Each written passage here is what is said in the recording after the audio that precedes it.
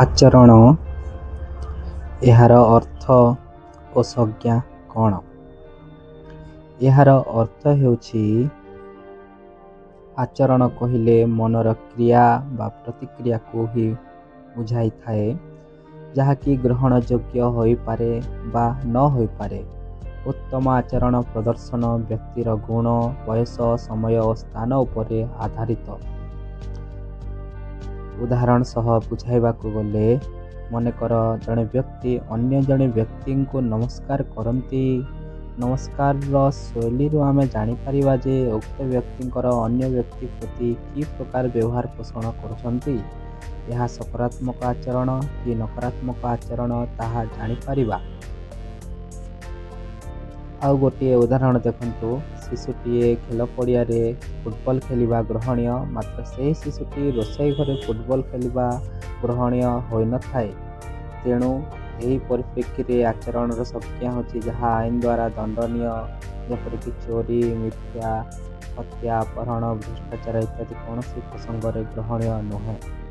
ଆସନ୍ତୁ କେତେକ ସକାରାତ୍ମକ ଆଚରଣ ଓ ନକାରାତ୍ମକ ଆଚରଣକୁ ଜାଣିବା। ସକାରାତ୍ମକ ଆଚରଣ: ଦୟା, ସ୍ନେହ, ଭକ୍ତି, କ୍ଷମା, ସାଧୁତା, ନମ୍ରତା, ସହନଶୀଳ, ସମ୍ମାନ, ମାନବିକତା, ବିଶ୍ୱଭ୍ରାତୃତ୍ୱ ଇତ୍ୟାଦି। ନକାରାତ୍ମକ ଆଚରଣ: ମିଥ୍ୟା, ଈର୍ଷା, ଚୋରି, ହତ୍ୟା, ସ୍ୱାର୍ଥପର, ଅଭିମାନୀ, ନିଶାପାନ, କୁମନ୍ତ୍ରଣା, ସମାଲୋଚନା, ଆକ୍ରମଣାତ୍ମକ, କପଟତା, ଝଗଡ଼ା ମନୋଭାବ ଇତ୍ୟାଦି।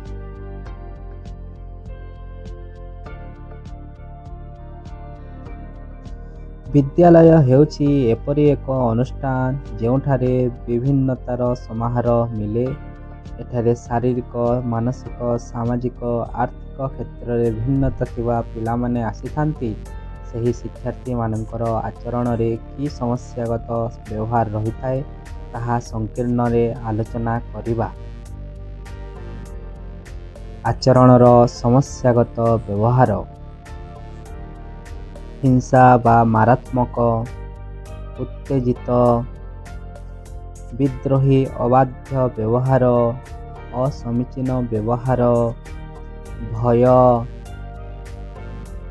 ଅନ୍ୟମାନଙ୍କ ସହ ଖରାପ ବ୍ୟବହାର, ଅସାମାଜିକ ବ୍ୟବହାର,